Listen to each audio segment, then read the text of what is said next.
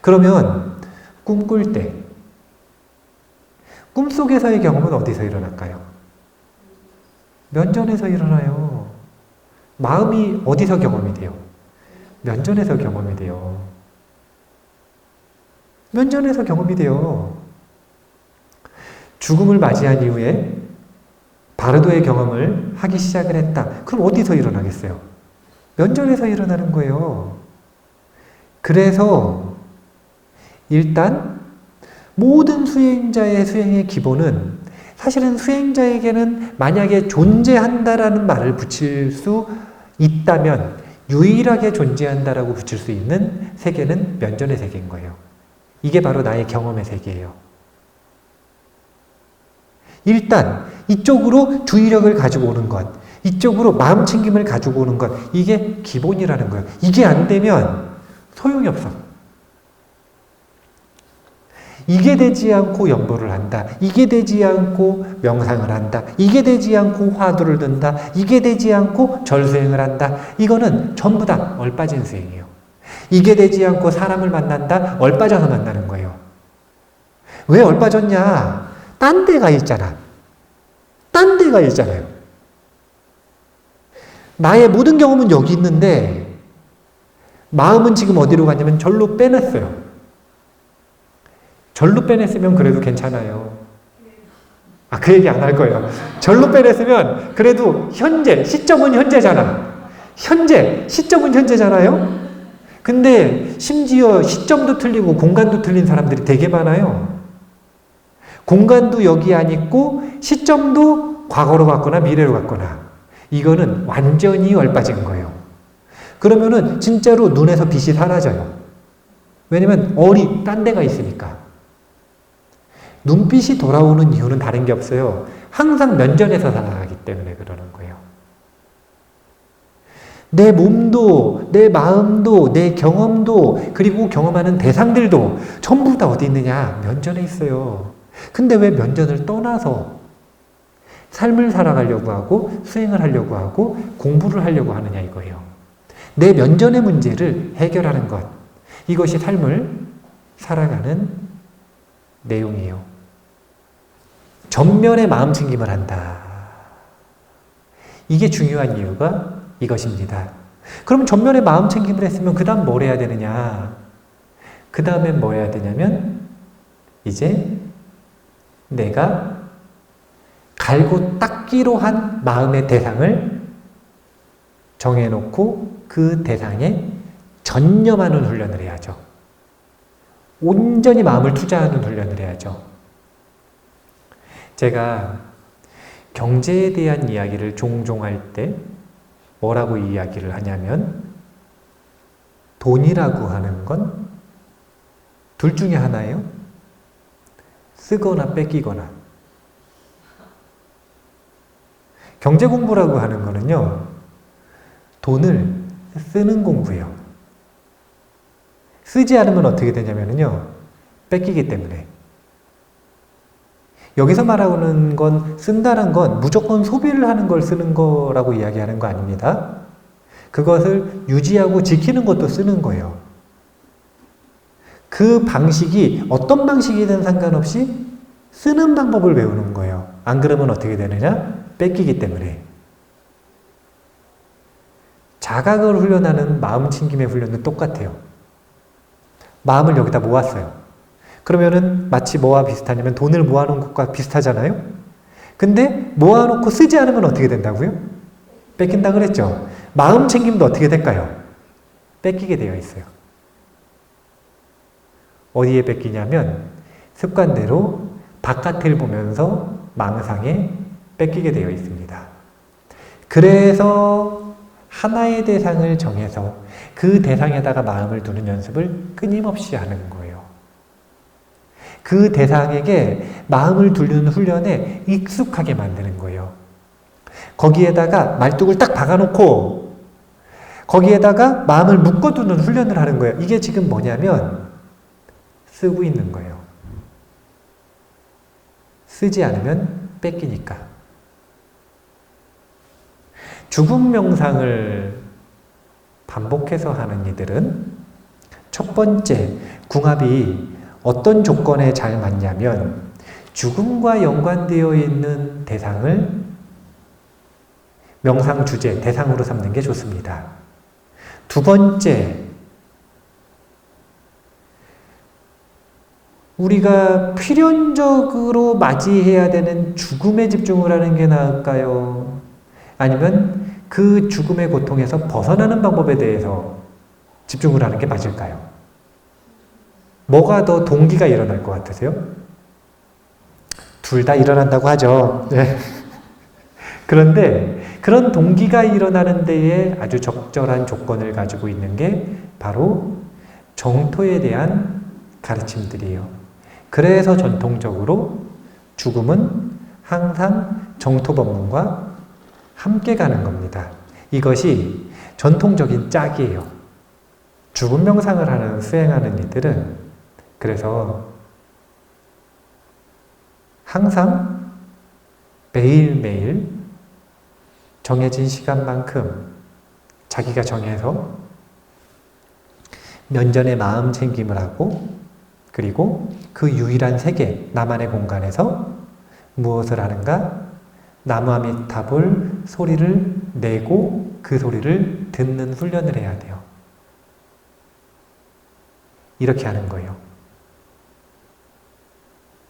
일반적인 상식선에서 살아가는 사람들은 밤의 시간, 낮의 시간, 죽음 이후의 시간 전부 다 다르다 그랬죠?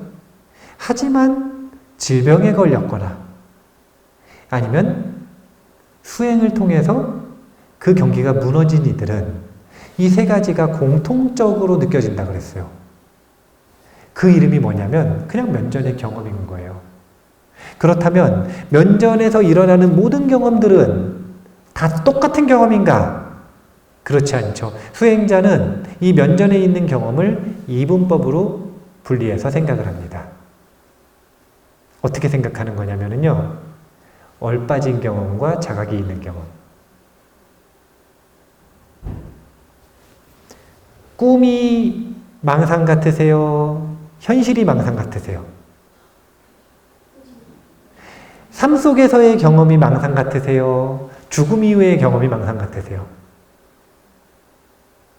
이게 바깥을 기준으로 정의 내리는 방법이에요. 그런데 수행자는 안에서 정의를 내린다고 그랬죠. 수행자는 어떻게 정의를 내리는 거냐면요. 얼빠졌으면 살아있을 때도 망상, 낮에도 망상, 꿈속에서도 망상이요. 그리고 죽어서도 망상이고요. 얼빠지지 않은 경험은 다른 사람들이 낮이라고 하는 일상의 경험이든 꿈이라고 하는 허상, 환상의 경험이든 죽음 이후라고 하는 환상의 경험이든 수행자에겐 전부 다 진실이에요. 왜냐하면 경험하고 있으니까. 수행자는 세상을 둘로 나눈다는 거예요. 면전의 세상을 둘로 나눈다. 얼빠져서 하는 경험의 세상과 깨어있음을 자각의 힘을 가지고 경험하는 세상. 그래서 부처님을 표현할 때 각자 이렇게 표현하지 않습니까? 깨달을 각자이기도 하고요. 깨어날 각자이기도 해요. 면전에 나에게 주어지는 이 세상 속에서 경험을 할 때 꿈꾸듯이 자각이 없는 상태에서 살아가는 것. 이것이 허망한 세계고 번뇌의 세계고 사바세계예요. 깨닫는다. 이것은 우리가 너무 거창하게 생각을 하잖아요. 그래서 저는 깨어난다 이 표현을 더 좋아해요. 깨어난다는 건 다른 게 아니라 내 면전의 세계에서 자각을 유지하면서 경험을 하는 겁니다. 그럼 이 세계가 무슨 세계냐면 극락세계예요.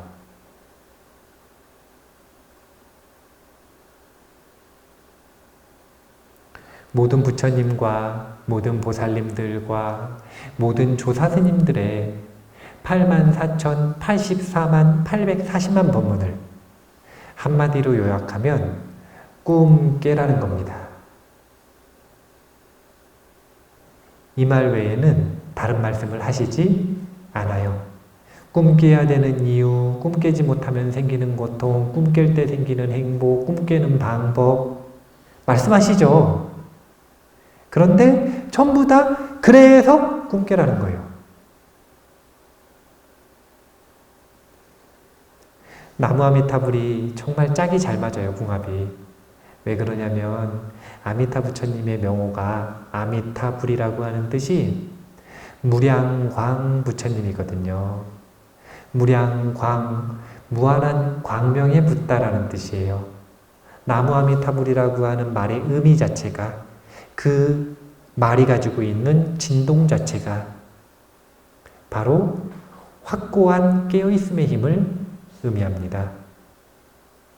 그래서 우리가 죽음 명상을 수행하는 수행자라면, 윗바사나를 하시는 분들은 나무 아미타불 안 하셔도 돼요. 그런데 죽음 명상을 수행한다는 건 결국은 정토행자라는 뜻이고, 정토 사상을 가지고 정토 수행을 하시는 분들은 반드시 항상 자신의 면전에서 살아가면서 그 면전의 삶을 밝게 깨어있기 위해서 나무 아미타불 연부를 해야 한다. 나무 아미타불을 10번 하면 10번 하는 만큼 깨어있고, 100번 하면 100번 하는 만큼 깨어있고, 10,000번 하면 10,000번 하는 만큼 깨어있는 거예요. 쉽잖아요. 어렵나요? 나무 아미타불 이 말이. 얼마나 쉬워요, 나무 아미타불. 오늘 이야기를 정리해 볼게요. 수행하는 사람의 태도라고 하는 게 있어요. 제발 문제가 생겼을 때 남 탓은 그만했으면 좋겠어요. 그 사람한테 아무런 잘못이 없다는 게 아니에요. 그 사람한테 문제의 원인을 찾는 태도 자체가 진정한 원인인 나에게서 문제의 원인을 찾는 그 눈을 멀게 만들어 버리는 게 문제인 거예요. 그래서 복잡해져 버려요.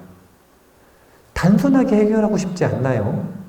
단순하게 해결하고 싶으면 그냥 핑계를 대려고 하다가 남 탓을 하려고 하다가 자기가 아는 순간, 아, 나에게서 찾으라고 했지. 실력 부족, 공덕 부족. 그럼 끝나는 거 아닌가요? 그렇잖아요. 생각해 보세요. 내 삶은 주인이 누구예요? 난가요? 그러면 주인답게 해야 돼요. 주인은 자기가 잘못했기 때문에 책임지나요? 아니면 주인이니까 잘못 안 했어도 책임져야 되나요? 주인이면 내 잘못이 아니어도 내 세계에서 일어난 일은 내가 책임지는 거예요. 그래서 단 하나의 범인에게 묻는 거예요. 문제가 일어날 때마다 이 습관을 가지고 있으면 자꾸 바깥으로 향하는 자신의 시선을 안으로 돌릴 수 있습니다. 이런 수행의 의도도 있어요. 그리고 두 번째, 그 문제를 해결하는 구체적인 방법이라고 하는 것도 단 하나의 수행법이 있어야 한다는 거예요. 가장 보편적인 걸 하시면 돼요. 모든 수행의 기본, 그건 다름이 아니라 호흡이고, 왜 호흡이 모든 수행의 기본이에요? 호흡을 보면 어디로 와요? 면전으로 오잖아요. 자신의 면전으로 자신의 의식을 끌어오는 가장 확고한 방법이에요. 호흡에 마음을 두는 순간 몸과 마음이 합일되고 몸과 마음이 면전으로 되돌아옵니다. 이게 기본. 그렇게 해서 마음 챙김이 되면 그 다음에 자신의 수행 주제에 걸맞는 하나의 대상에 전념한다. 그리고 죽음 명상을 하는 이들에게는 이것이 나무 아미타불이 정말 적절하다. 나중대성. 호흡을 보지 않아도 확고하게 면전에 마음이 있고, 나무아미타불을 안 해도 그냥 밝게 깨어있음이 유지가 되면 호흡을 봐야 한다라는 말도 의미가 없어지고, 나무아미타불을 해야 한다라는 말도 효용이 사라지는 거예요. 그때는 그냥 면전에서 밝게 깨어있으면 되는 겁니다. 근데 그건 그때 가서의 일이에요. 그 전에는 어떻게 하는 거냐면 철저하게 호흡으로 내 마음을 면전에 묶는다. 그리고 밝게 깨어있는 마음의 주문, 나무아미타불이라고 하는 연부를 자신에게 익숙하게 만든다. 얼마나 익숙하게 만들어야 되냐면 마음의 안심이 깨질 때마다 이걸 해야겠다, 이거 하면 바로 마음이 안심이 된다, 바로는 아니어도 하다 보면 안심이 된다, 이 정도까지는 만들어 놔야, 그래야 그게 해결책으로서 자리를 잡는 겁니다. 단 하나의 범인을 기억하시고 그 범인이 만든 문제를 해결하는 단 하나의 해결책을 꼭 찾으셨으면 좋겠어요. 그래야 무엇이라고 한다? 수행자라고 한다. 남 탓하는 이는 수행자가 아니다. 흔들린 마음을 역시나 타인에게 의존해서, 다른 이에게 의존해서 해결하려고 한다? 그것은 수행자가 아니다. 수행자는 모든 원인을 안에서 찾고, 그리고 가장 익숙한 마음의 기술 하나로 모든 것을 해결한다. 오늘 수행자의 특징을 다시 한번 강조를 해드렸습니다. 항상 죽음을 종종 떠올리시면서 삶을 잘 살아야겠다라는 마음을 가지고 면전에서 밝게 깨어있는 훈련을 이어가시면 좋겠습니다. 감사합니다.